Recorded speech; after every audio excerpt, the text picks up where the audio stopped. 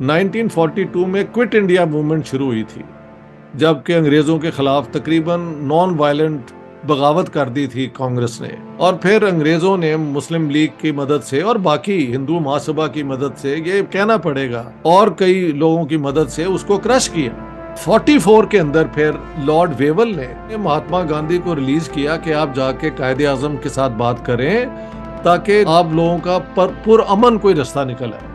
गांधी जी महल कोई 19 दफा उनके घर गए, उनकी फोटोज भी हैं, ये दोनों मिल रहे हैं, सारा कुछ है। गांधी जी ने एग्री कर लिया कि ठीक है, पार्टीशन के बाद हम प्लेबिसाइड करा लेंगे उन इलाकों में जहां पे आप चाहते हैं पाकिस्तान बनाना, और अगर वहां के लोग चाहें कि पाकिस्तान बन जाए तो हम उसको एक्सेप्ट कर लेंगे। जिन्ना साहब ने कहा कि ठीक है, प्लेबिसाइड तो होगा लेकिन सिर्फ मुसलमान उसमें वोट करेंगे। Now what sort of negotiated deal is this? लेकिन अगर उन्होंने मान लिया कि ठीक है, आप बना लें उन इलाकों में जहां पे आप हैं अपना मेजॉरिटी में, तो क्या वहां के जो हिंदू और सिख हैं उन इलाकों में, पंजाब और बंगाल के जहां वो मेजॉरिटी में, क्या उनके पास हक नहीं है? तो ये पहले से अंडरस्टूड था कि अगर इंडिया पार्टीशन होगा तो पंजाब और बंगाल में भी ये हो सकता है, मेजॉरिटी इलाके मुसलमानों को जहाँ पे है वो पाकिस्तान को मिल जाए,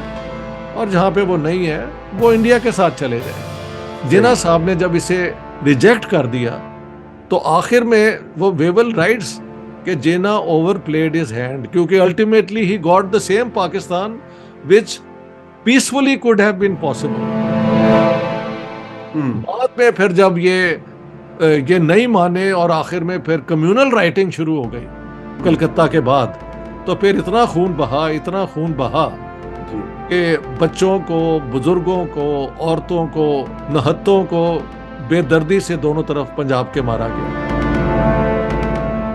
मॉडर्न एजुकेशन में इन्होंने अपने आप को रोका 70-80 साल। मॉडर्न इकोनॉमी को अपनाने में इन्होंने हिचकिचाहट की, वो दूसरों के हाथों में आ गई। और अब पाकिस्तान बनने के बाद तो ना कोई हिंदू है जो हमें रोक रहा हो, ना सिख है। तो वो क्या हमारे अंदर खराबी है डीएनए में कि हमने अपनी इकोनॉमी को सत्यानाश कर लिया।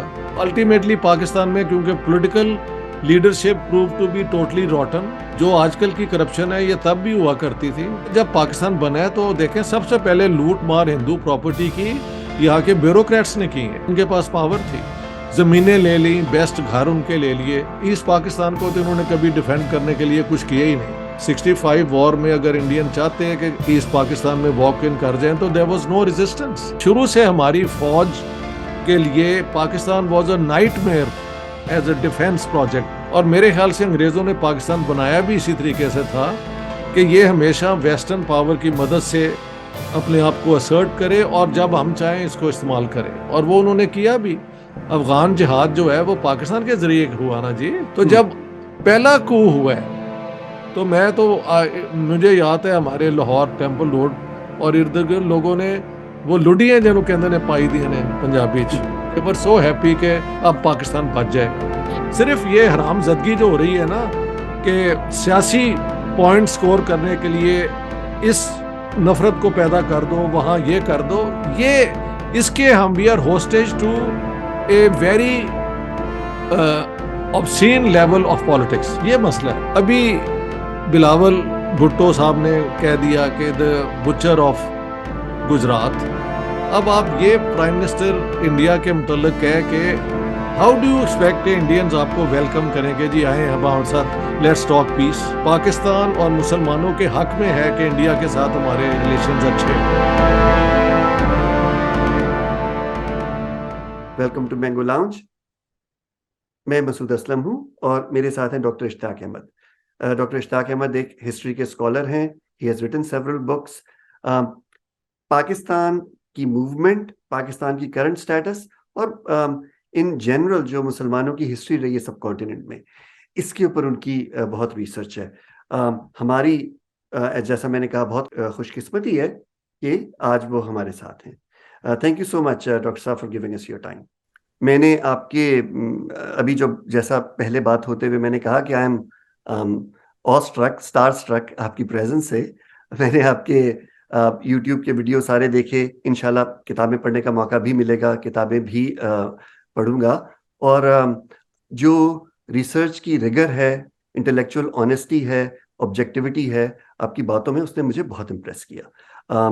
मेरी फील्ड तो हिस्ट्री नहीं है, मैं अपने प्रोफेशन के एतबार से मैं एक साइकियाट्रिस्ट हूँ, लेकिन हर सब कॉन्टिनेंट के जो सिटीजन है उसकी तरह मुझे अपनी हिस्ट्री में भी और अपने पॉलिटिक्स में भी बहुत इंटरेस्ट है, और खासतौर पे आजकल जो हालात चल रहे हैं पाकिस्तान के, उसमें तो बहुत बहुत। खुश हुई आज आपने मुझे इनवाइट किया है और ये हमारी मुलाकात हो गई है।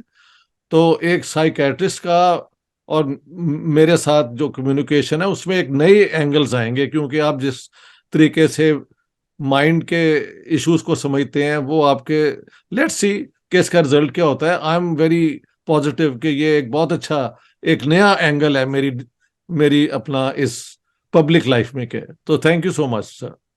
जी। तो sir, let's dive into it. पहला सवाल मेरा, हम बात करते हैं पाकिस्तान की, या पाकिस्तान की मूवमेंट की, या मुसलमान जो हैं इंडिया में उनकी, ऑल्दो बर सगीर जो है उसकी हिस्ट्री मुसलमानों से बहुत ज्यादा पुरानी है और बहुत ज्यादा जी। रिच है, और कभी उस पर भी बात करेंगे, लेकिन इस वक्त थोड़ा नैरोअर फोकस है। जी। इश्तियाक साहब, आपको कब लगता है कि जो बाहर से इन्वेडर जो आए थे, जो मुसलमान आए थे, उन्होंने कब हिंदुस्तान को अपना घर मानना शुरू कर दिया? अपना घर तो इस तरह मैं समझता हूँ, जो एक ठोस तरीका है समझने का, कि अगर उन्होंने यहाँ पे अपनी हुकूमत बनाई तो क्या वहां से जो उनको इनकम होती थी वो इंडिया से बाहर ले जाते थे या यहाँ ही उन्होंने स्पेंड की। तो ये एक बड़ा अच्छा मेयार है। बिल्डिंगें कहाँ बनाई, जहां से आए थे वहां पैसे लेके बनाई जाके, या यहाँ ही उन्होंने अपनी मसाजिद, मकबरे और बागात जो बनाए। तो जो एक टाइम लगता है, जिसे हम देखें भी तो आए हैं ना एज इमिग्रेंट्स, हम अगर एक कॉन्करर के तौर पे नहीं आए तो, लेकिन अब आपकी जो आने वाली जनरेशन्स हैं उनके रूट्स अमेरिका में भी होंगी, लेकिन उनको याद होगा कि हमारे दादा दादी, हमारे बुजुर्ग जो हैं वो पाकिस्तान से आए थे, उससे पीछे जाएंगे तो लुधियाना से आए थे। तो ओवर टाइम मेरे अपने दोनों जो बेटे हैं, दे आर उनकी माँ तुर्क है, मैं पाकिस्तानी हूँ, लेकिन हम देखते हैं कि उनके सोचने का जो तरीका है वो सारा वही है जो एक स्वीडिश बच्चे का होता है जो यहाँ पे बड़ा होता है। हम्म। तो इसी तरह से जब लोग यहाँ पे आए होंगे, पहले तो जंगें हुई, फिर हुकूमत बन गई, यहाँ का रेवेन्यू कलेक्ट करना शुरू किया, यहाँ के मसाइल के केसेस उनके पास गए होंगे, उनका हल ढूंढना पड़ा होगा ताकि सोसाइटी किसी ना किसी तरीके से एक स्टेबल तरीके से रिप्रोड्यूस होती रहे। तो इसी दौरान मैं समझता हूँ वो यहाँ के भी हिंदुस्तानी ही हो गए ओवर टाइम।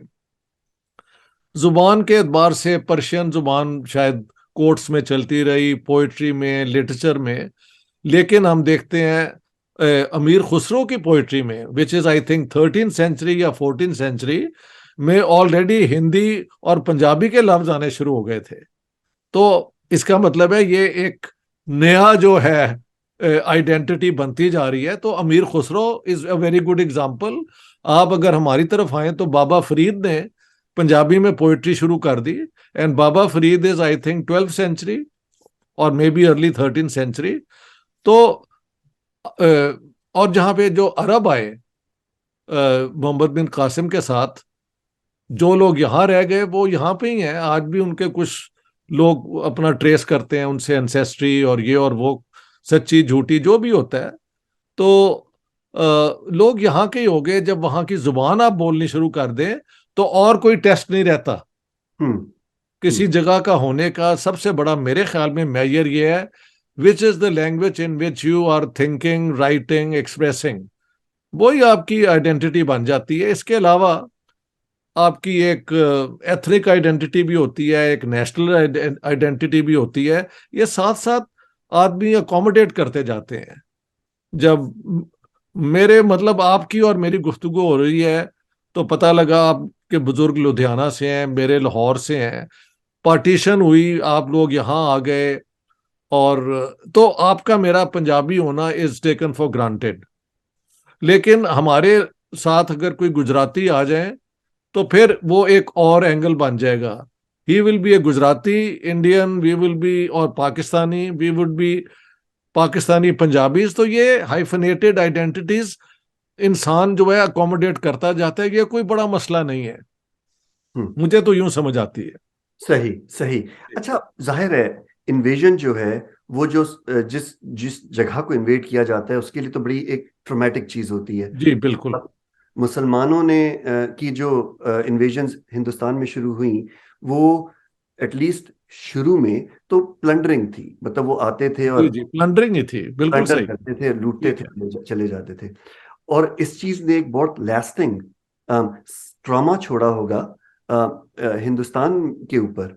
तो आपको कब लगता है इश्तियाक साहब के जो सेटल्ड हिंदुस्तानी थे, पुराने हिंदुस्तानी थे, उन्होंने कब मुसलमानों को हिंदुस्तानी मानना शुरू कर दिया? हमने ये तो कहा कि मुसलमानों ने अपने आप को समझना शुरू कर दिया, जो सेटल्ड लोग थे उन्होंने कब मानना शुरू कर दिया? देखें, ये इसका बड़ा अच्छा मिसाल तो ये है कि अगर आप कभी इंडिया जाएं और देखें टूरिस्ट जो आते हैं वहां पे, ये ताजमहल या अकबर की फोर्ट पे, हुमायूं के वहां, तो वो बेसिकली तो इंडियन ही होते हैं, हिंदू मेजोरिटी है जो टूरिस्ट में से होती है। और तो वो क्यों आते हैं अगर वो सिर्फ अपने आप को पुरानी सिविलाइजेशन, बिकॉज इंस्टिंक्टिवली उन्हें भी नजर आता है कि ये जो यहाँ पे चीज है ये हिंदुस्तान की है, और इसकी एक खूबसूरती है, इसका एक हिस्ट्री है, इसका एक रोमांस भी है। हम्म। तो मैं समझता हूँ आम लोगों के अंदर ये एक्सेप्ट कर लेना कि इसका मजहब कुछ और है, लेकिन ये वो वही जुबान में बोलता है जो मैं बोलता हूँ, ये कोई बड़ा हर्डल नहीं है क्रॉस करने वाला। ये इंटेलेक्चुअल्स और ये जो पॉलिटिकली ड्रिवन लोग होते हैं वो इन चीजों को मसला बना देते हैं। मेरे ख्याल में ये छोटे छोटे चैलेंज होते हैं जो लोगों की जो है ना ट्रेडिशनल विजडम में अब बड़ी आसानी से हैंडल हो जाते हैं। वेरी वेल तो सेड। मुझे ऐसे ही लगता है कि ये प्रोसेस चलता रहा होगा।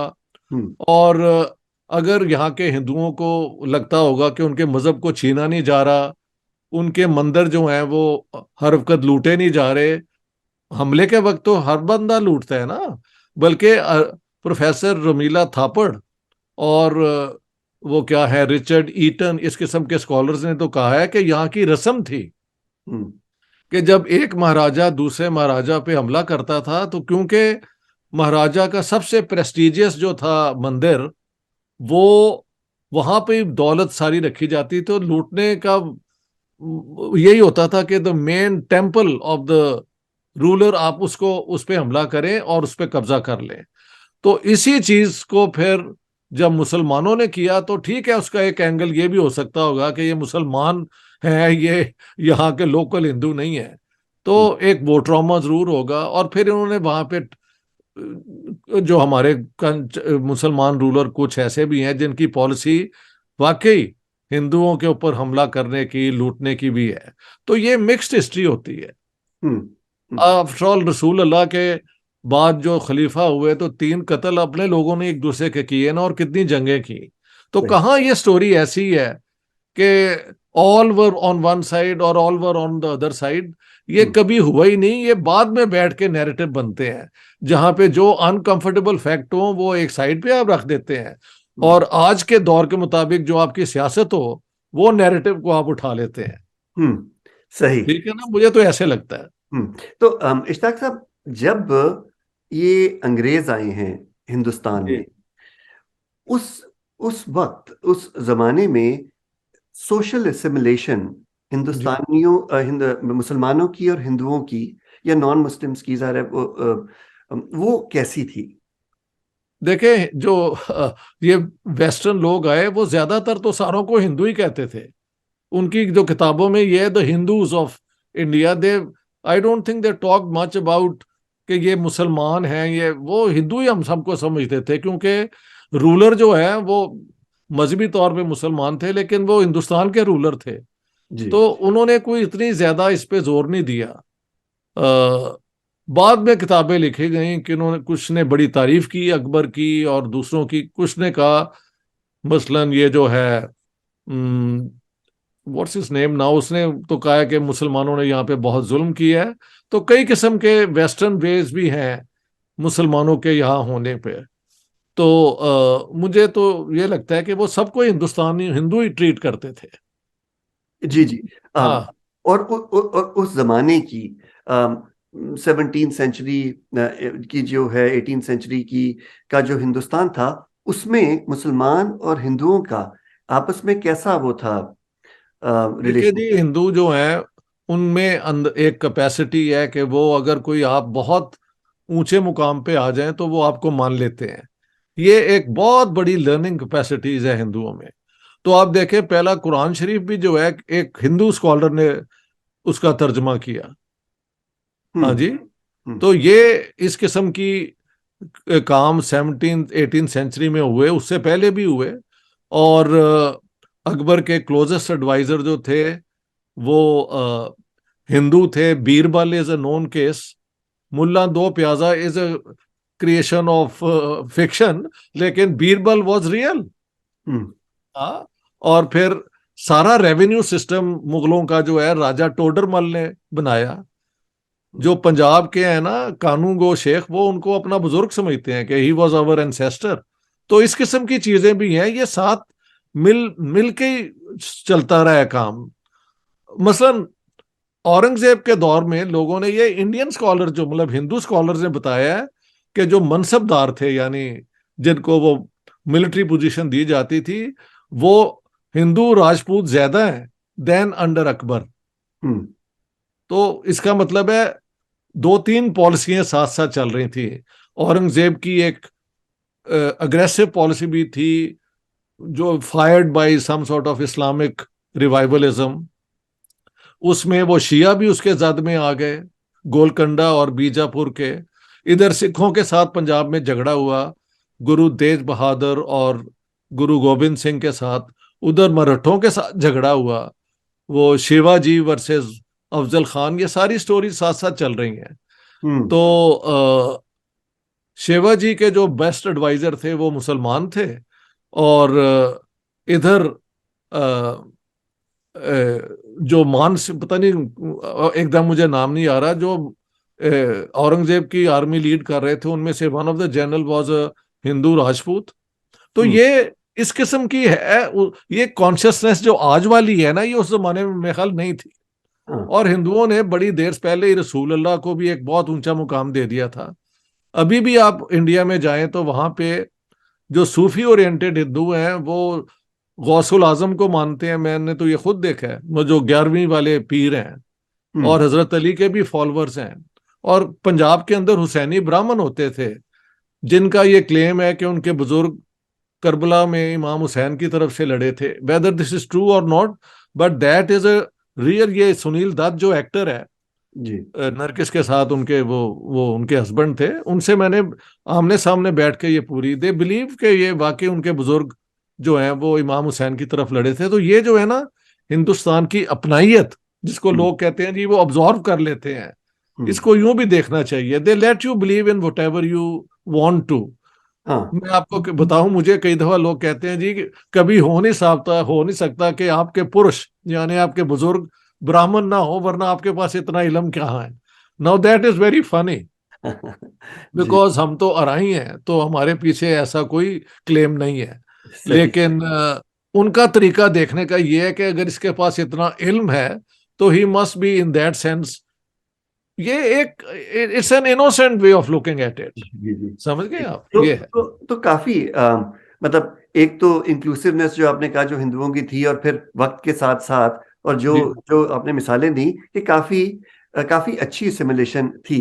अच्छा sir, if that was the case, अगर वैसा था, तो फास्ट फॉरवर्ड करते हैं हम, जब अंग्रेजों को हिंदुस्तान से निकालने की बात हो रही थी और अच्छा हिंदुस्तान को आजाद करने की बात हो रही थी, जी तो उस वक्त जो मुसलमानों का ये फियर था, ये जी डर था कि हिंदू मेजॉरिटी जो है वो उन्हें इकोनॉमिकली, सोशली, पॉलिटिकली ऑप्रेस कर देगी, सेकंड रेट सिटीजन बना देगी, तो ये कितना वेल फाउंडेड, ये कितना ठीक था ये डर?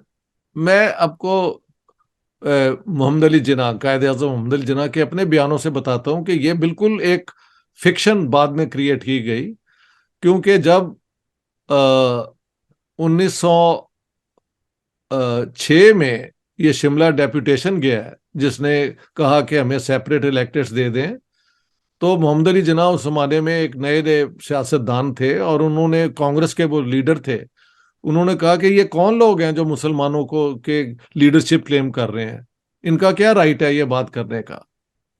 तो at that time he thought कि ये लोग they don't represent the Muslims. तो सवाल ये उठता है कि क्या ये हर मुसलमान के ज़हन में ये था कि हिंदू हमें ओप्रेस करेंगे, या ये एक लैंडेड जेंट्री थी जो उससे पहले जब तक अंग्रेजों ने हुकूमत नहीं की ओवर रिप्रेजेंटेड थे स्टेट के अंदर, मुगल एम्पायर को रन करने में, और आर्मी की जो कमांडर कमूंडर जो थे मुसलमानों को ओवर रिप्रेजेंटेशन थी। मसलन डॉक्टर नौरीन तलहा जो है, हिस्टोरियन है पाकिस्तान की, उन्होंने कहा है कि मुगल पीरियड में 86% of the higher positions were with Muslims, of which 70% were only for that very tiny number of Muslim जिनके अबाओ अजदाद बाहर से आए थे।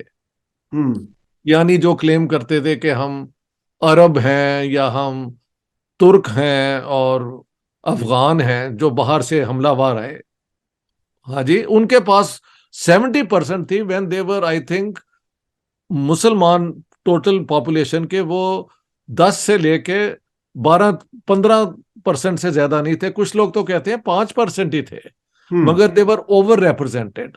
अब आप भी जानते हैं और मैं भी जानता हूं कि गरीब से अमीर होना और उसको हैंडल कर लेना एक बात है, उसमें भी लोगों की हरकतें पता लग जाती हैं, हाँ जी।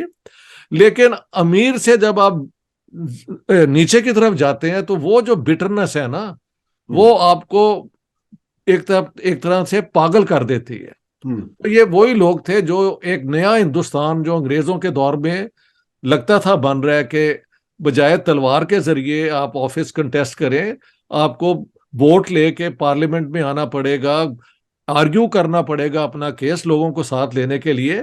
तो उसमें वहां पे उनको हिंदू मेजोरिटी जो है एक डर के तौर पे उनको लगी। लेकिन क्या आम दुकानदार का ये मसला था, आम किसान का ये मसला था? वो तो जमीन का मालिक था या किसी का मुजारा था, वो तो अपने लैंडलॉर्ड के साथ ही रिलेटेड था, उसका रिप्रेजेंटेशन और हुकूमत फॉर्म करने में क्या रिलेशनशिप है? तो when we are talking about this fair, ये फेयर उन लोगों का था जो एक जमाने में बहुत उनके पास पावर थी, पर्क्स थी, वो अब जब लग रहा था कि ये छिन रही हैं, तो उनमें ये फिर जज्बा पैदा हुआ कि जमहूरियत में और एक अवामियत की सियासत में हम अकेले रह जाएंगे। तो उन्होंने फिर मुसलमानों के ये प्रॉब्लम बना के तो इसको इशू को लिया। दूसरी बात एक और भी मानने वाली है कि हिंदुओं ने वेस्टर्न एजुकेशन में कोई 80 साल 90 साल पहले हिस्सा लेना शुरू कर दिया, और इसके साथ वो एजुकेशन में स्टेट सर्विसेज में ओवर रिप्रेजेंटेड हो गए। एक तो नंबर ही उनके ज्यादा थे, वो पढ़े लिखे भी बहुत ज्यादा थे। दूसरी बात, जो इकोनॉमी अंग्रेजों के दौर में आई वो बेस्ड थी ऑन इंटरेस्ट। अब उस इकोनॉमी में हिंदू साहूकार जो है, मनी लैंडर, उसको तो कोई प्रॉब्लम नहीं है ना, लेकिन मुसलमानों के लिए इस निजाम में ऑपरेट करना जो है एक शरई तौर पे एक हर्डल था। तो वो जो इकोनॉमी के राइजिंग फोर जो थी पॉइंट्स जहां से आप आगे बढ़ते हैं, उसमें अगर आप हिस्सा नहीं लेते तो इकोनॉमी तो स्पेस के साथ नहीं ना चलती, कोई ना कोई फिल कर देता है। तो Hindus and Sikhs had taken those opportunities much earlier.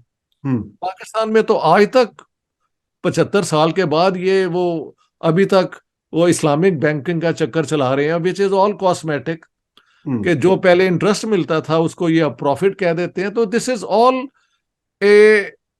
ये मुसलमानों का एक प्रॉब्लम है कि मॉडर्निटी में जो होती है ना, आपको इंस्टीट्यूशनली फंक्शनली डाइवर्स होना पड़ता है, ये इसके लिए तैयार नहीं है।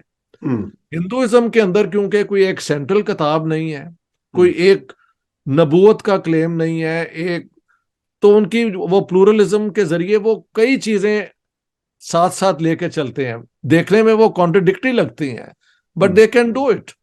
मुसलमानों के लिए प्रॉब्लम है, जिनके सामने एक पूरा एक सोच है कि ये एक किताब है, ये इसके असूल हैं, ये उसका फिका है, अगर ये नहीं है तो कुछ नहीं है। ये इस किस्म की मॉडर्निटी में उसको हैंडल करने में दोनों कम्युनिटीज में एक डिफरेंट अप्रोच नजर आती है मुझे। Very well put, very well put. अच्छा सर, मुझे एक हाइपोथेटिकल सवाल जी अगर आप पूछने की इजाजत दें कि मेरे ख्याल में ऐसा नहीं है कि ये मेरे ही जहन में आया, बहुत से लोग शायद ये सोचते होंगे कि अगर कंबाइंड एक अनडिवाइडेड अगर इंडिया होता तो उसमें मुसलमानों की आज पोजीशन कैसी होती? मैं तो कहता हूँ मुसलमानों के लिए पूरा हिंदुस्तान होता। हम्म। उसकी वजह देख लें। हम्म। सबसे पहले जो यहाँ की मेन पार्टी थी, इंडियन नेशनल कांग्रेस, हम्म। उस पे तो इल्जाम ही आजकल यही लग रहा है ना कि ये मुस्लिम अपीजमेंट इन्होंने की और पार्टीशन को माना, और ये और वो अपनी जगह एक बिल्कुल पॉलिटिकल पोजीशन है। मेरी जिना अली किताब के बाद वो आर्गुमेंट भी अब उसको मेंटेन करना बड़ा मुश्किल है। और आप देखें, पाक इस्लाम के सबसे बड़े स्कॉलर जो हैं उस जमाने के, मौलाना अबुल कलाम आजाद से बड़ा नाम कौन का किसका होगा? और मौलाना हुसैन अहमद मदनी, मौलाना वो जो थे अपना महमूद हसन, जिन्होंने रेशमी रुमाल वाली तहरीक शुरू की थी, मौलाना उबैदुल्ला सिंधी जो आलम भी थे और वो एक पेट्रियाटिक नेशनलिस्ट भी थे। अच्छा, उस जमाने में by the time the British took over तो एक हाइफेनेटेड आइडेंटिटी बिल्कुल अंडरस्टूड थी। Indian Muslim, Indian Hindu, Indian Sikh, यानी हिंदुस्तानी सिख, ये कोई प्रॉब्लम नहीं था कि मैं हिंदुस्तानी भी था और मैं मुसलमान था। ये हर कम्युनिटी एक दूसरे को इस तरीके से पहचानती भी थी। और सो ये डर जो है, और यही हम सवाल है ना आपका कि, और या आई हैव गॉन अवे कि फ्रॉम योर क्वेश्चन। अगर अनडिवाइडेड इंडिया हाँ, होता तो अनडिवाइडेड इंडिया होता तो उसमें मैंने ये आर्ग्यू किया है, once again going back to mister Jinnah, जी 1917 में उनका बयान है कि ये कैसे हो सकता है कि हिंदू कभी भी कोशिश करें हमें ओप्रेस करने की, हम इंडिया के दो सेंसिटिव इलाकों में मेजॉरिटी में है और हमारा स्टेट के अंदर ओवर रिप्रेजेंटेशन है। आप देखें 1947 में मुसलमानों की टोटल परसेंटेज इंडिया की पॉपुलेशन में 24.9% थी, लेकिन ब्रिटिश इंडियन आर्मी के अंदर देवर 38 to 42%।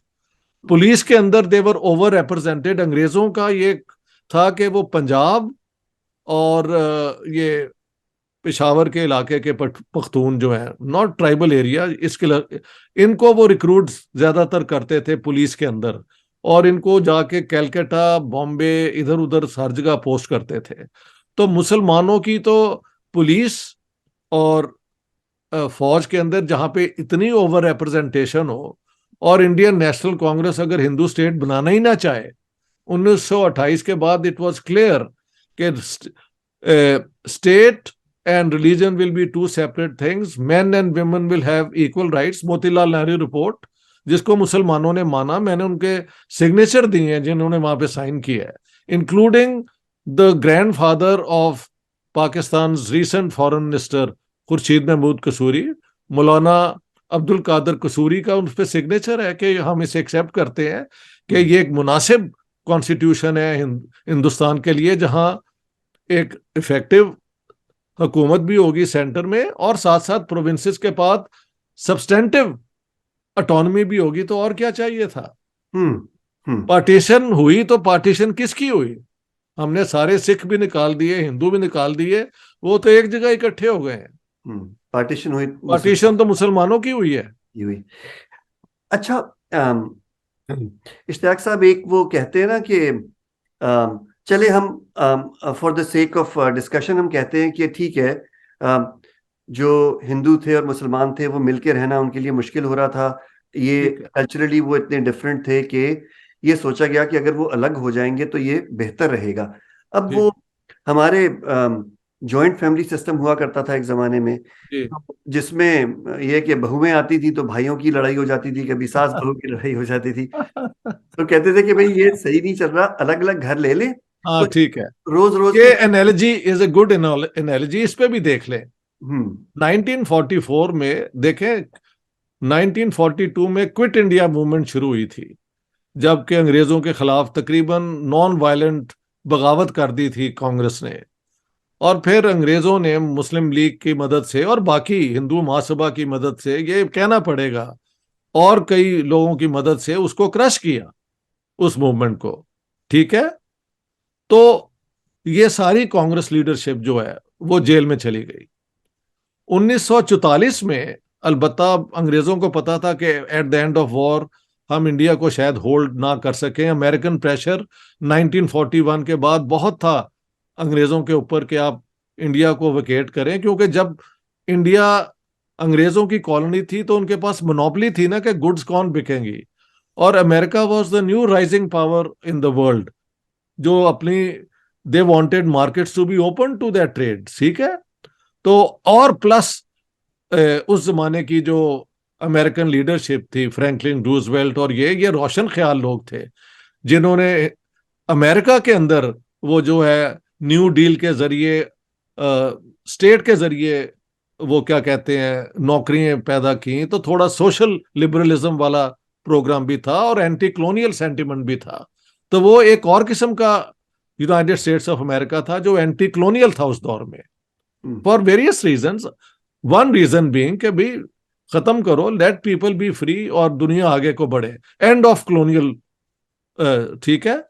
तो ये सारी चीजें होते हुए आ, हम देखते हैं कि इस इलाके में जो 44 के अंदर फिर लॉर्ड वेवल ने, very pro Muslim League, very pro Mohammad Ali Jinnah, because they were supporting the war and the Congress was opposing it. Hmm उन्होंने महात्मा गांधी को रिलीज किया कि आप जाके कायदे आजम के साथ बात करें, ताकि जब हम इंडिया को जाएं तो किसी तरीके से आप लोगों का पुरअमन कोई रास्ता निकल आए। तो सितंबर 1944 में गांधी जी महल कोई 19 दफा, कोई 14 15 19 लोग गिनते हैं दफा उनके घर गए। उनकी फोटोज भी हैं कि ये दोनों मिल रहे हैं, सारा कुछ है। गांधी जी ने एग्री कर लिया कि ठीक है, पार्टीशन के बाद हम प्लेबिसाइड करा लेंगे उन इलाकों में जहां पे आप चाहते हैं पाकिस्तान बनाना, हम्म और अगर वहां के लोग चाहें कि पाकिस्तान बन जाए तो हम उसको एक्सेप्ट कर लेंगे। हम्म अब वहां पे देखें, इसको पुरअमन तरीके से हो सकता था, यानी जो आप वाला एनालॉजी दे रहे हैं कि भी अगर अगर आप मिलके नहीं रह सकते और वहां पे वो आ गई हैं, क्या कहते हैं बहुएं जो झगड़ा कर रही हैं, तो ठीक है, एक दूसरे से दूर हो जाओ। तो उन्होंने ऑफर किया कि let's do it this way. Hmm Jinnah sahab ने कहा कि ठीक है, प्लेबिसाइड तो होगा लेकिन सिर्फ मुसलमान उसमें वोट करेंगे। Hmm now what sort of hmm negotiated deal is this? Hmm मैं आपको यूं, let me explain the point. अगर एक माइनॉरिटी मुसलमानों की 24.9% कहती है कि पाकिस्तान बने, मुस्लिम स्टेट्स बने, जबकि वो माइनॉरिटी है टोटल पॉपुलेशन में, अगर इस इशू को, इस पे प्लेबिसाइड होता सारों का, तो कभी पाकिस्तान ना बन सकता। ठीक है। सही। लेकिन अगर उन्होंने मान लिया कि ठीक है, आप बना लें उन इलाकों में जहां पे आप है अपना मेजॉरिटी में, तो क्या वहां के जो हिंदू और सिख हैं उन इलाकों में, पंजाब और बंगाल के, जहां वो मेजॉरिटी में है, क्या उनके पास हक नहीं है कि वो एक मेजॉरिटी में मिनॉरिटी होते हुए इसी राइट को एक्सरसाइज करें? हम्म तो अगर वहां के, देखें, एक और बात बता दूं, अगर आप बैकग्राउंड में जाए ना, 1928 के बाद डॉक्टर अंबेडकर की किताब देख लें ऑन पाकिस्तान, आप लॉर्ड वेवल की 7 फरवरी 1946 की बॉर्डर डिमार्केशन प्लान देख लें, इन सब में पंजाब के जो हिंदू सिख मेजॉरिटी डिस्ट्रिक्ट है वो हमेशा इंडिया के साथ दिखाए गए हैं। तो ये पहले से अंडरस्टूड था कि अगर इंडिया पार्टीशन होगा तो पंजाब और बंगाल में भी ये हो सकता है, मेजॉरिटी इलाके मुसलमानों को जहां पे है वो पाकिस्तान को मिल जाए, और जहां पे वो नहीं है वो इंडिया के साथ चले जाएं। जिन्ना साहब ने जब इसे रिजेक्ट कर दिया तो आखिर में वो वेवल राइट्स के Jinnah overplayed his hand, क्योंकि ultimately he got the same Pakistan which peacefully could have been possible.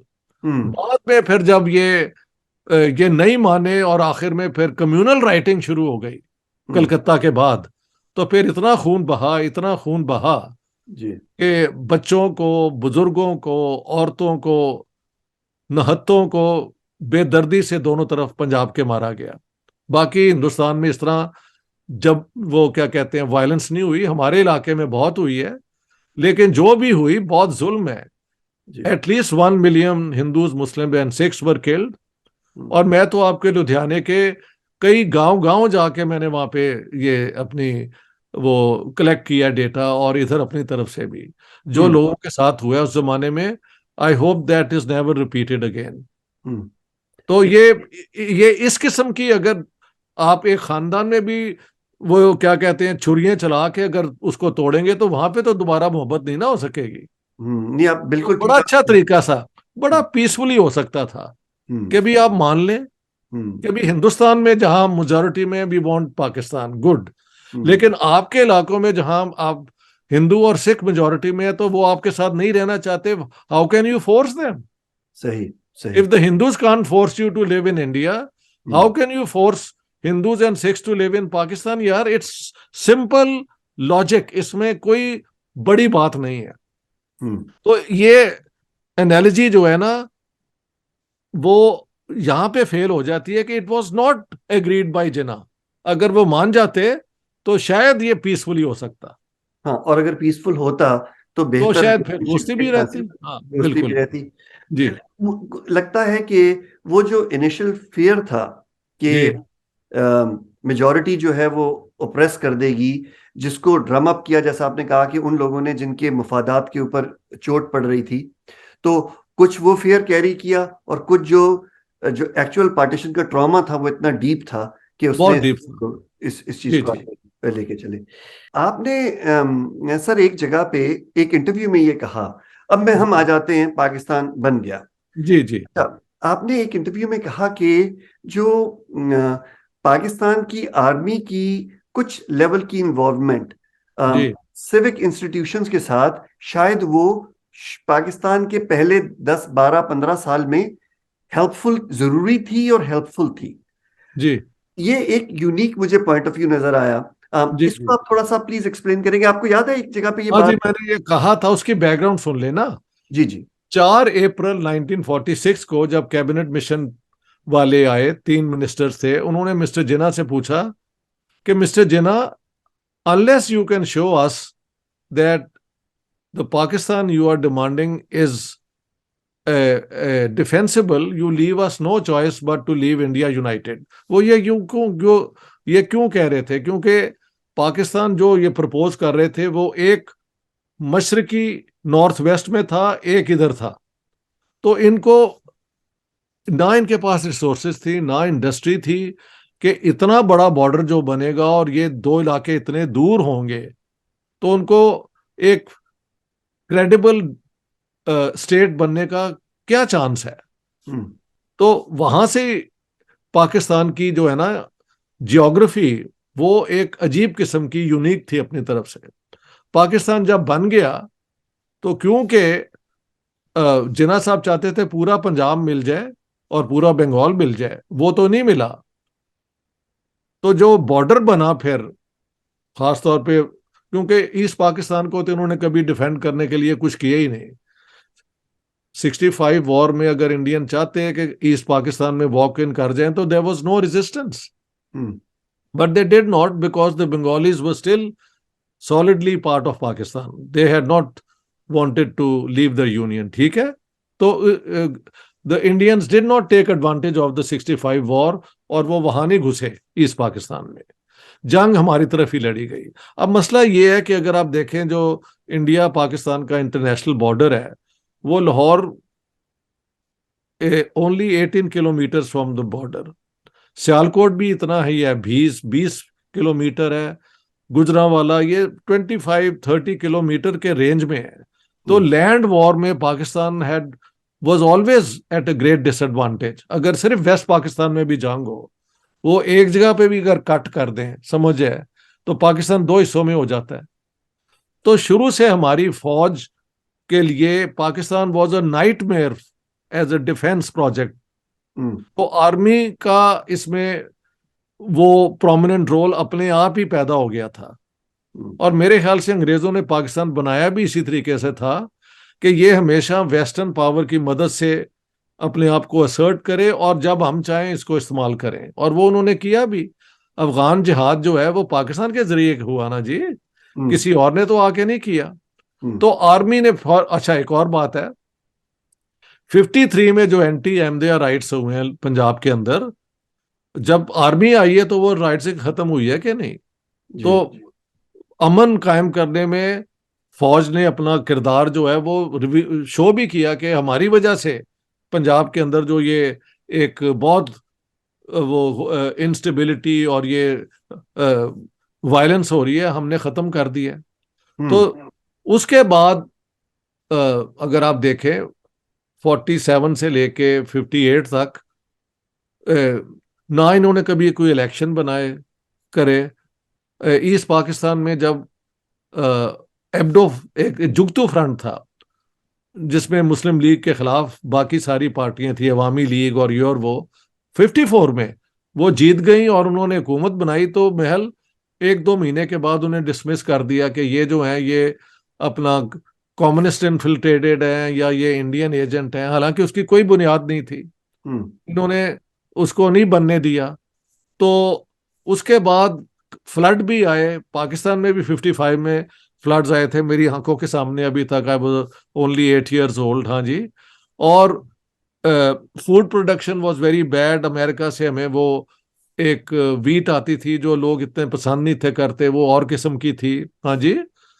और 58 में ही महल ईस्ट पाकिस्तान के जो हैं डेप्टी स्पीकर असेंबली के, शाहिद अली, उनको इन्होंने ऑपोजिशन ने वो माइक्रोफोन मार मार के तो वहां पे इतना इंजर किया था, ही डाइड। हमारी तरफ वेस्ट पाकिस्तान के जो बने थे चीफ मिनिस्टर डॉक्टर खान साहब को किसी ने लाहौर में कत्ल कर दिया था। तो Pakistan it seemed was going towards some sort of civil war.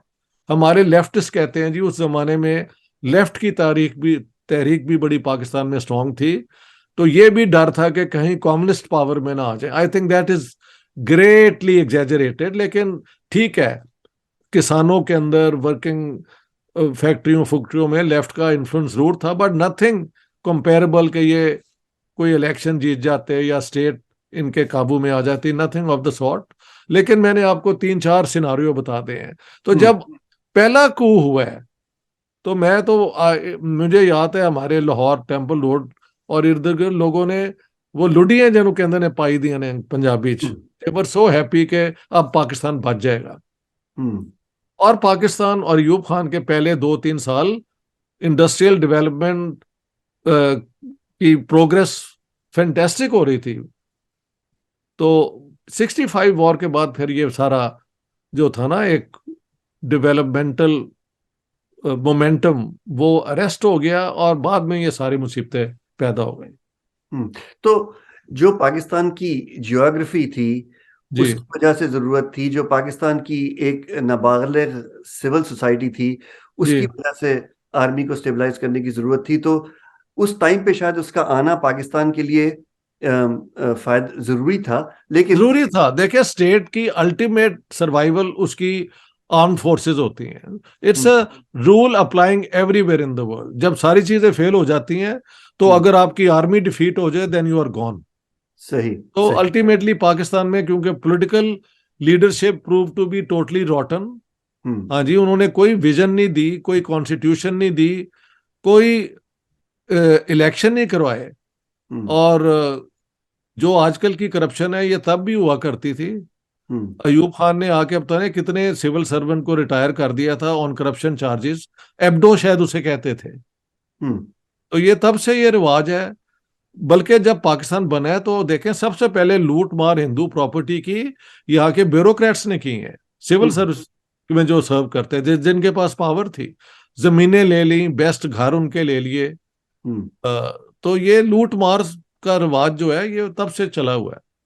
तो उनका आना जो है वो शायद जरूरी था, लेकिन जरूर फिर वापस जो जब जाना चाहिए था तो वो चीज नहीं हो सकी। वो जिन वापस जो है वो उसमें चिराग में नहीं डाला जा सका, बोतल में नहीं डाला जा सका। और वो जाहिर है उसकी वजह से जो इंस्टीट्यूशंस ने इवॉल्व होना था, डेवलप होना था सिविल, वो रिटार्ड हो गए, वो रिटार्ड हो गए। यही हुआ, यही ट्रेजेडी है पाकिस्तान की। हाँ, रिटार्ड हो गए, हाँ। रिटार्ड हो अच्छा, गए। तो हम अगर आज पे आए तो जो जी हमारे सिविल इंस्टीट्यूशंस हैं, बल्कि स्टेट के इंस्टीट्यूशंस कह लें, उसमें आर्मी को भी ले लें, उसमें जुडिशरी को भी ले लें, उसमें एग्जीक्यूटिव को भी ले लें, ब्यूरोक्रेसी है, ये they are at odds with each other. They are at odd, absolutely, very well.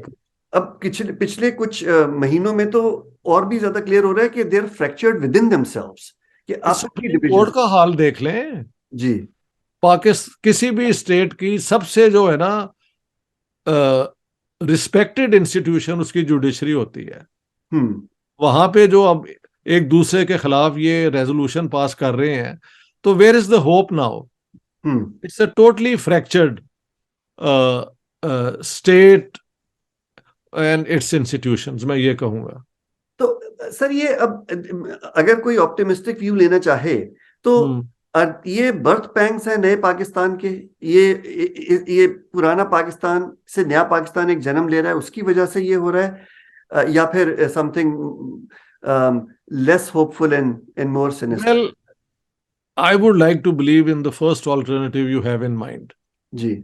लोग मुझे कहते हैं तुम एम ही ऑप्टिमिस्टिक हो रहे हो, ये पाकिस्तान कभी ठीक नहीं हो सकता, ये अपना इनके खमीर में ही ये करप्शन है, ये है, वो है। कुछ मेरे दोस्त जब मैं पाकिस्तान में गया था वो यूं ही कह रहे थे, ये तुम्हारी गलत फहमी है कि तुम्हें ओपनली जो तकरीरें करने दी गई हैं ये एक नया सोच है।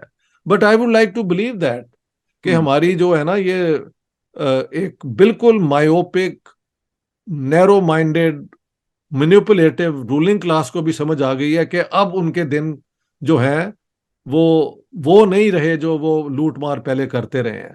तो let's now start revising our past and try to find some way कि हम इस इलाके में अपने नेबर्स के साथ और अपने लोगों के अंदर जो हमने एक्सट्रीमिज्म पैदा की है उसको हम रोक सकें। अभी हमारी शायद कैबिनेट ने टेररिज्म के खिलाफ एक रेजोल्यूशन पास की है। हाँ जी।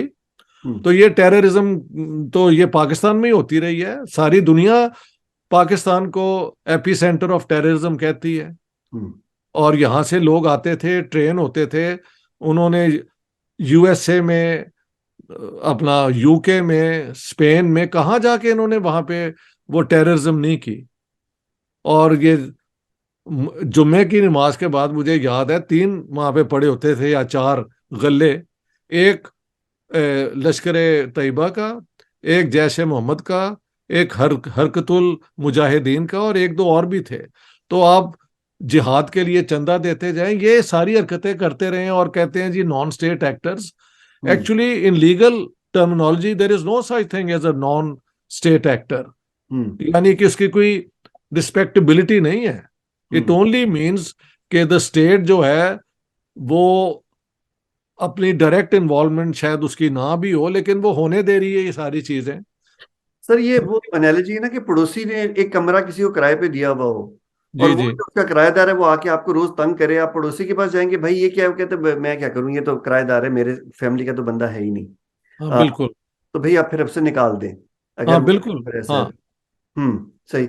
अच्छा, इश्तियाक साहब, लोग कहते हैं कि जी अगर पाकिस्तान को बेहतरी की तरफ जाना है तो फौज को बैरक में वापस जाना पड़ेगा, मौलवी को मस्जिद में वापस जाना पड़ेगा, हमें अपने ताल्लुकात बेहतर करने पड़ेंगे इंडिया के साथ, जिसके कॉन्सिक्वेंस में शायद फौज की साइज भी लिमिट हो जाए, उसका इन्फ्लुएंस भी लिमिट हो जाए।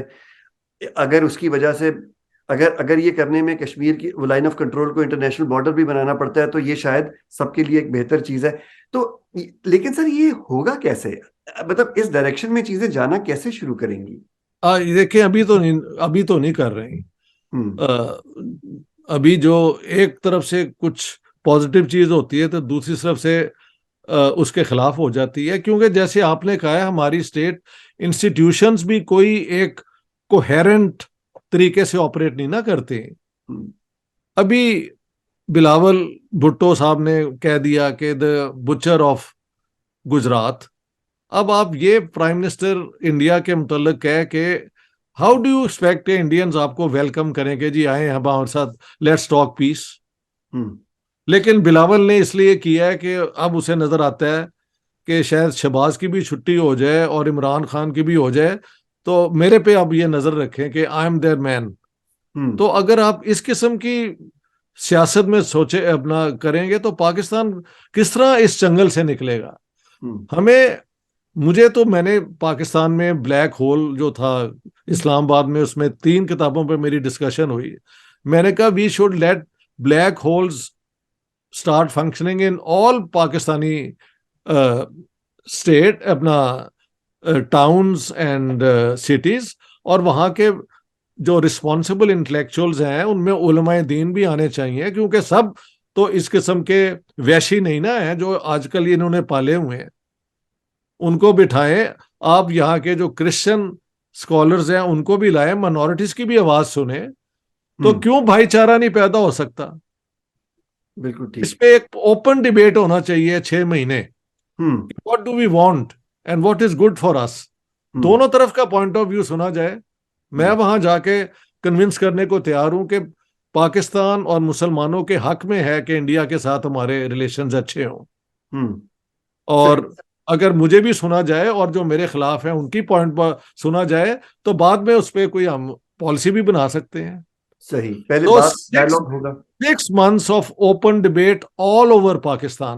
हम्म। Let all views be presented. हम्म। और उसमें फिर उन व्यूज में से आप जो मेन पोजीशंस है उनका एक और डिबेट करवाएं। डिबेट जीतने के लिए नहीं, ताकि अकोमोडेशन के जरिए हम कर सकें। ये कोई हमने वो ट्रॉफी नहीं जीत के आनी वहां से। वी कंसेंसस वांट बिल्ड हो। कि पाकिस्तान का बेस्ट इंटरेस्ट हो। हम्म। और आपने पाकिस्तान बनाना था, बन गया है।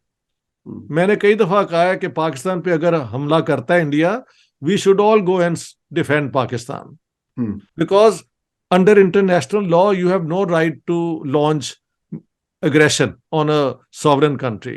But similarly, पाकिस्तान को ये जो जो है मुजाहिदीन और ये इस किस्म की टेररिज्म इंडिया में करवाने की कोई जुआज नहीं है। ये चीजें खत्म करना कोई मुश्किल बात नहीं है सर।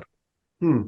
क्योंकि एक देखे ना, इनके वो एक अटैक हुआ था पेशावर में एक स्कूल पे, जब बच्चे मार दिए थे, फिर ये सारे कितनी हरकत में आए थे आर्मी वाले।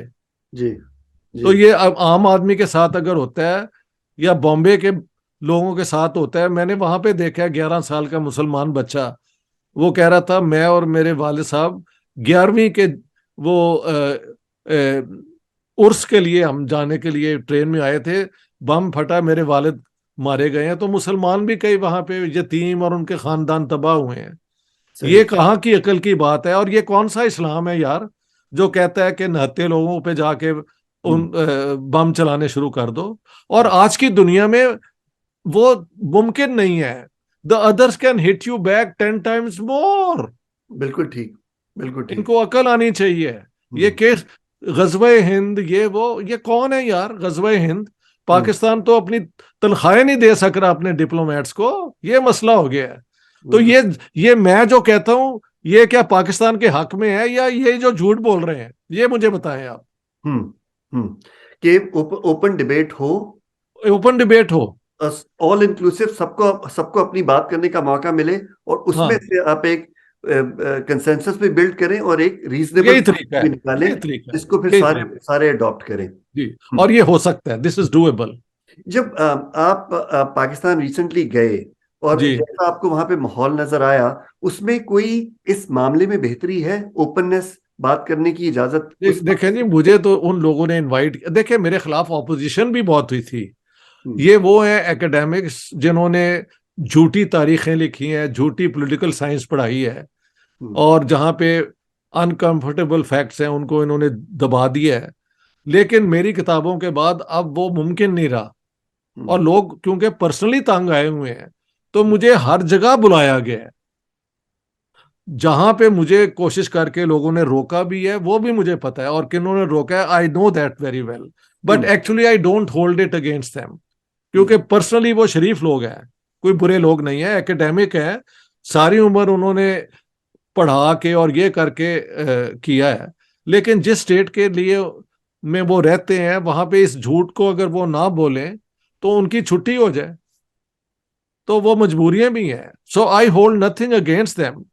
रिजेंटमेंट तो मेरी जरूर है, but honestly I put myself in that position. मेरे जो 4 बच्चे हो और मैंने उनको पढ़ाना हो, तो क्या मैं इतना ये स्टैंड ले सकता हूँ?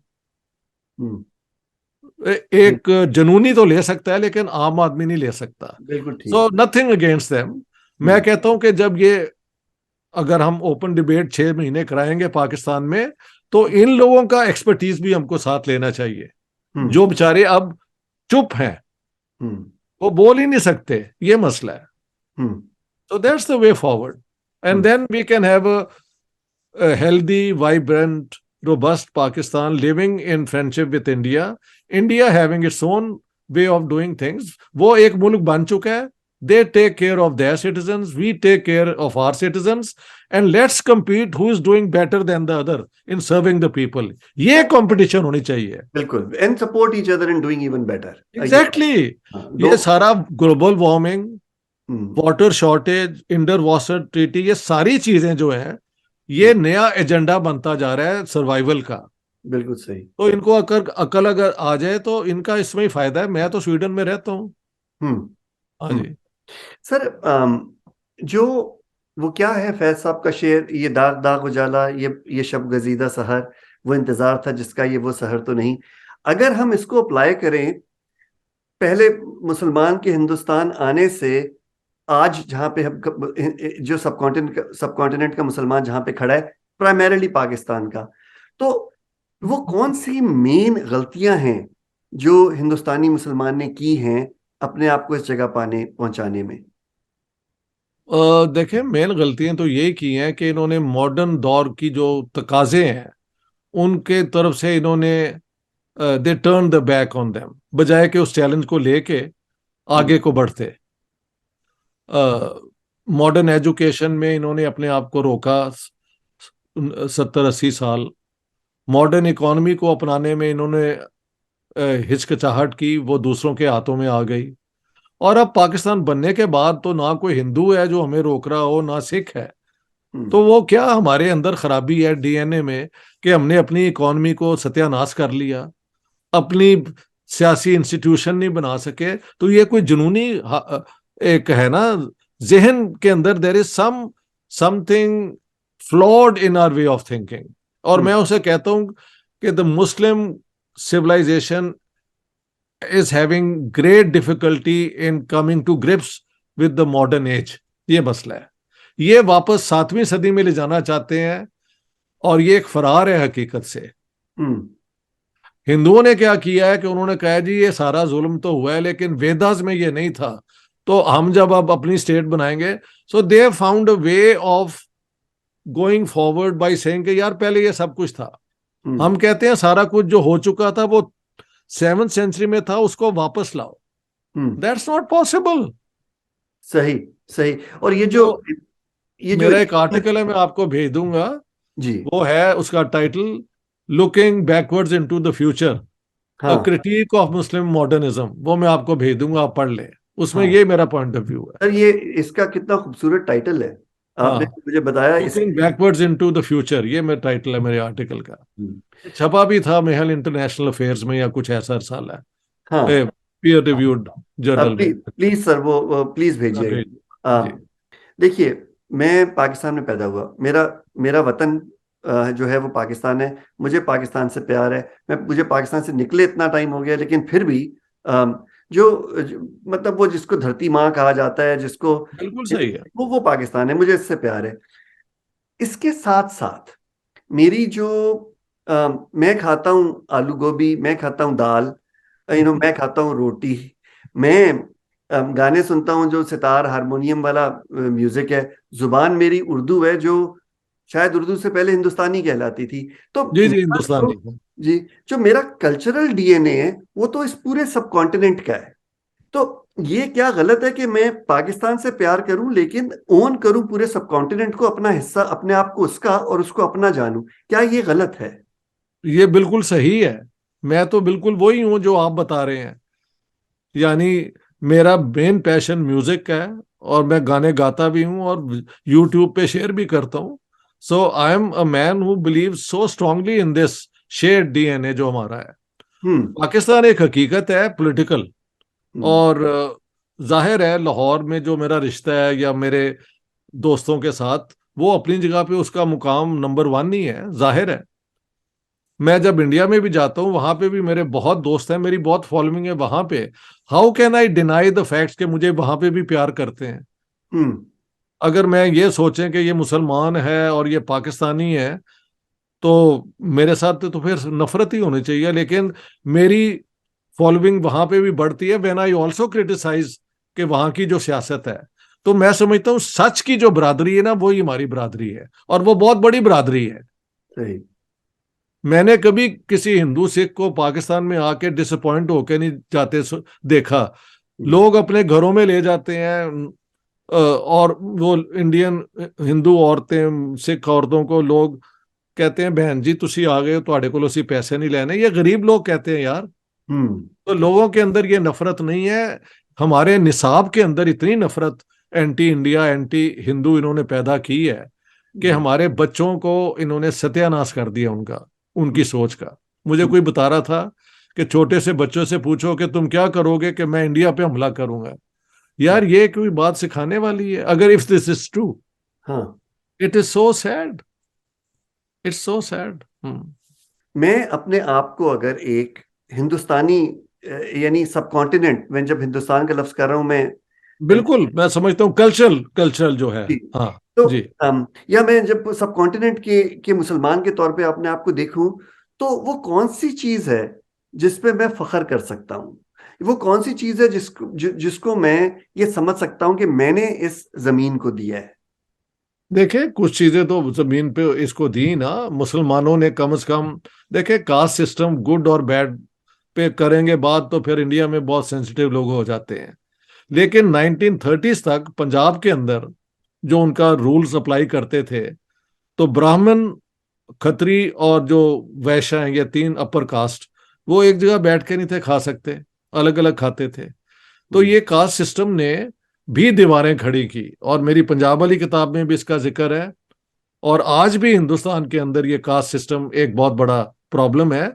लेकिन व्हाट आई एडमायर कि इंडिया में इसको माना गया है, और उन्होंने इसके लिए अपनी कोशिशें भी की, रिजर्वेशंस कॉन्स्टिट्यूशन में ला के। हम्म। हम्म। मतलब हर कल्चर के अंदर अच्छाइयाँ बुराइयां तो होती हैं ना। आप अपनी बुराइयों को अगर मान लें, हम्म। तो उसको अगर उनका आप रिफॉर्म करना शुरू कर दें, तो और आपको क्या चाहिए? म्यूजिक के अंदर आप देख लें, जितने उस्ताद हैं बड़े जी। घराने जो हैं म्यूजिक के, उनमें मुसलमान घराने उतने ही प्रोमिनेंट हैं जितने हिंदुओं के हैं। तो जी। वो एक और यूनिटी है कि राग रागनीय जो हैं दोनों मिलके उनको परफॉर्म कर रहे हैं। तो सोचा जाए तो पोइट्री में भी इन्होंने एक जैसे मिलकर काम किए। हम्म। आप रिसेंट टाइम का अगर तरक्की पसंद लिटरेचर देख लें, तो उसके अंदर मैं आपको नाम गिलाता जाता हूँ। राइट विंग के लोग भी, कुदरतुल्लाह शहाब, अशफाक अहमद, और फिर जो हमारे सादत हसन मंटो, साथ साथ आप ले आए कृष्ण चंद्र, राजेंद्र सिंह बेदी, खुशवंत सिंह, ये सारे नाम मिलजुल के हैं। मुंशी प्रेमचंद, ये उर्दू में लिख रहे हैं, हिंदुस्तानी में लिख रहे हैं। तो हम्म। वो भी एक यूनिटी की बुनियाद बनती थी कि आइडियाज की बुनियाद पे आप आगे अपनी बरादरियां बना रहे हैं। तो ये सारे चीजें हो रही थी। टू नेशन थ्योरी ने इसको, उस प्रोसेसेस को सबवर्ट कर दिया। जी। अब उसकी बुनियाद पे 2 स्टेट्स बन गई हैं। इनके नॉर्मल रिलेशंस बनाने के लिए हमें दोबारा कोशिश करनी पड़ेगी, आर्टिस्ट को भी और राइटर्स को भी, इंटेलेक्चुअल्स को भी, मेरी तरह के हिस्टोरियन पॉलिटिकल साइंटिस्ट को भी, और साइकेट्री में भी तो थ्योरी है ना कि what is a healthy mind and what is an unhealthy mind. नफरत जो है वो तो अनहेल्दी है, वो जो नफरत पालता है वो खुद अपने आप को कंज्यूम कर रहा होता है। क्यों जी, ये बात दुरुस्त नहीं? बिल्कुल 100%। Love is a great therapy, forgiveness is a great therapy. क्यों जी? बिल्कुल, ये यूनिवर्सल वैल्यूज है।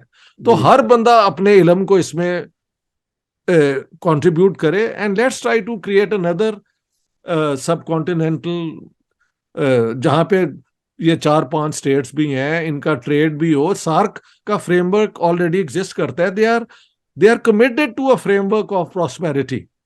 सिर्फ ये हरामजदगी जो हो रही है ना कि सियासी पॉइंट स्कोर करने के लिए इस नफरत को पैदा कर दो, वहां ये कर दो, ये इसके हम we are hostage to a very obscene level of politics. ये मसला है। जी जी जी।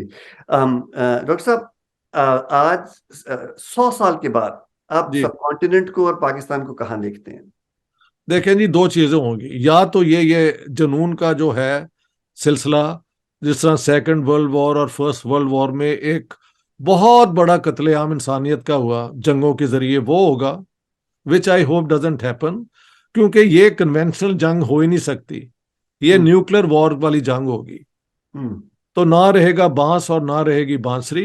या आपकी और मेरी और इंडिया में और इधर से जो अच्छे लोग हैं वो इसको रोक लेंगे by coming up with better arguments, जिसमें everyone win win win situation है। So it's a battle for the future of the subcontinent where we should join ranks. And I tell you, we have the truth with us. हम ना पाकिस्तान के खिलाफ हैं, ना हम हिंदुस्तान के खिलाफ हैं। हम जहां गुर्बत है, जहां नाइंसाफी है, हम उसके खिलाफ हैं। बस बात खत्म हो गई। बिल्कुल सही। तो मतलब ये हमारे हाथ में है कि हम कितना स्ट्रांगली इसको वो देते हैं, एडवोकेट कर सकते हैं, एडवोकेट कर सकते हैं। बहुत बहुत शुक्रिया इश्तियाक साहब। मुझे बहुत I'm acutely aware कि मैंने आपका कितना वक्त लिया है। बहुत I've enjoyed it. आपके वक्त का। और प्लीज हैरान मत होइएगा अगर मैं if I take you up on your offer और दोबारा मैं आपको तंग करने की कोशिश करूँ। हाँ, एनी टाइम। देखिए, as a retired person what we miss is an audience. तो आप लोग तो ऑडियंस बन जाते हैं ना, तो हमारी भी एक जो है वो ख्वाहिश पूरी हो जाती है। चलिए सर, आपकी तो शायद कम जरूरत हो, लेकिन आप हमारी बहुत बड़ी जरूरत है। चलिए, बहुत मेहरबानी। यू आर वेरी काइंड जी। Thank you so much.